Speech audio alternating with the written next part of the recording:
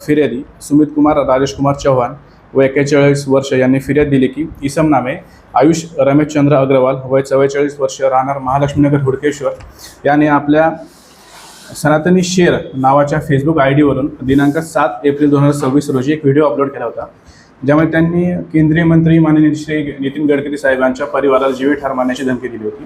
तसेच त्यांनी आपला रघुनंदन.शेर नावाच्या इंस्टाग्राम आयडीवरून हिंदू मुस्लिम तसेच बौद्ध समाजामध्ये तेढ निर्माण करण्याचा प्रयत्न केला।